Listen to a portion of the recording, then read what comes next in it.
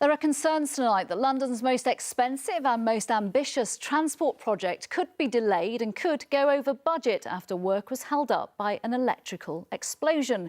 The £14 billion Crossrail project is due to open in December. Our political correspondent Simon Harris joins me now from Farring tonight. What exactly has happened then, Simon? Well, as you say, Nina, the Elizabeth line is due to open at the end of the year, and right now the £1 billion fleet of new electric trains should be undergoing tests in the tunnels beneath central London.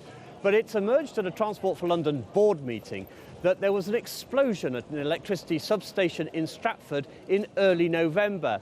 2 transformers blew up, and as a result, the overhead cables which power the trains can't be switched on. That's led to a delay in the test programme, which probably won't be back on track until the end of February, some 3 months late. And that has led to questions at City Hall about why are we only learning about this now?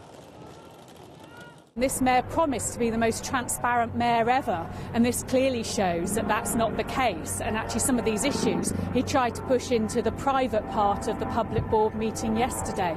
But, you know, I'm not underestimating the complexity of this Project Crossrail, which is such an important new train line for London. But what we want is a bit of honesty from the mayor and Transport for London of what's really going on.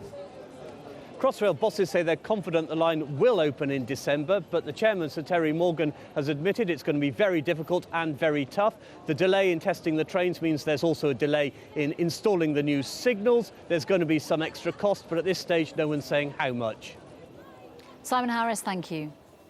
But first, it will be on Tuesday exactly 100 years since women were given the vote in Britain. But all these years on, the former Labour minister and Stevenage MP, Baroness Shirley Williams, says women still have to work harder than men to be taken seriously in politics. But are things slowly beginning to change? Our political correspondent Simon Harris reports. This is the Countess of Ivor, member for Southend. This is Miss Pickford, member for North Hammersmith. This is our youngest member of Parliament, Miss Caslett, member for East Islington. When Nancy Astor introduced a new intake of women MPs in 1931, she was already a parliamentary veteran. 12 years earlier, in 1919, she broke the mould of British politics, becoming the first woman MP to take her seat in the Commons. Her Majesty, the Queen, has asked me to form a new administration, and I have accepted. By the time the Finchley MP Margaret Thatcher became Britain's first woman Prime Minister in 1979, 60 years had passed since Nancy Astor entered Parliament. That same election saw the departure of another high-profile woman politician. Williams, Shirley Vivian Theresa Britton, Labour. 30,443. Labour Cabinet Minister Shirley Williams lost her seat of Hertford and Stevenage. Today, she has strong views about how women in politics can make their mark. There's room for women to make themselves known and to be heard of, but I think they have to be very careful about not being turned into sort of public figures who are just sort of on television and come dancing and that kind of thing.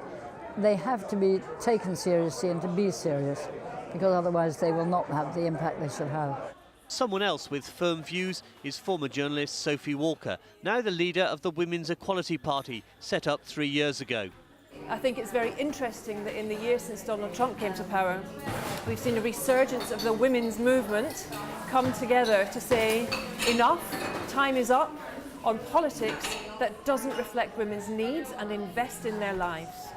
This week, the Islington South MP Emily Thornberry flagged up the gender gap in Parliament. And the women behind me on these benches represent 1/4 of all the women elected in the last 100 years, but it is still not good enough.